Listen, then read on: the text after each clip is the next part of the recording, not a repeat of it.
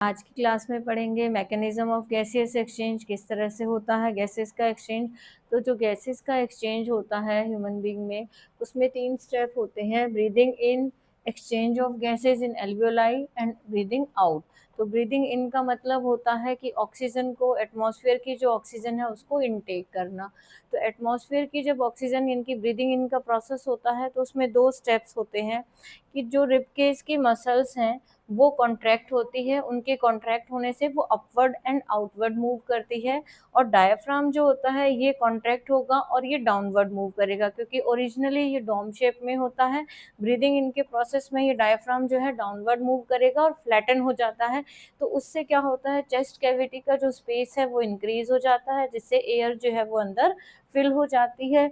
Breathing out का जो process होता है तो उसमें क्या होता है, रिब केस जो होती है वो रिलैक्स होती है। रिलैक्स होने से वो डाउनवर्ड मूव करेगी और इनवर्ड मूव करती है, और डायफ्राम जो है वो रिलैक्स होके अपवर्ड मूव करता है।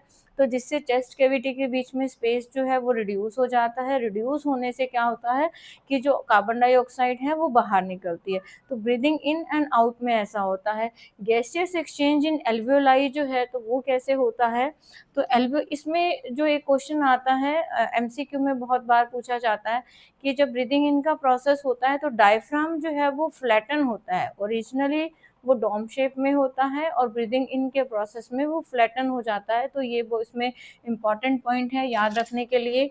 जब गैसियस एक्सचेंज जो एल्वियोलाई, एल्वियोलाई मैंने बताया था लंग्स के अंदर बलून लाइक स्ट्रक्चर होती है जिसमें ब्लड कैपिलरीज का रिच नेटवर्क होता है, जहाँ पे गैसेस का एक्सचेंज, मतलब ये गैसेस एक्सचेंज में हेल्प करती है।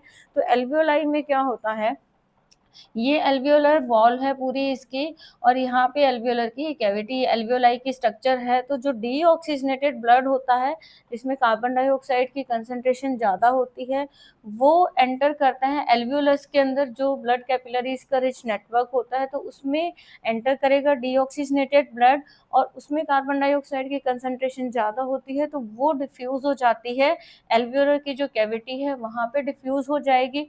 और एल्वियोलर की जो कैविटी होती है उसमें होती है ऑक्सीजन की कंसंट्रेशन ज़्यादा, तो वहाँ से ऑक्सीजन की कंसंट्रेशन जो होती है वो ब्लड कैपिलरीज में ऑक्सीजन डिफ्यूज़ हो जाती है, क्योंकि डिफ्यूज़न का जो प्रोसेस होता है higher concentration to lower concentration movement होती है।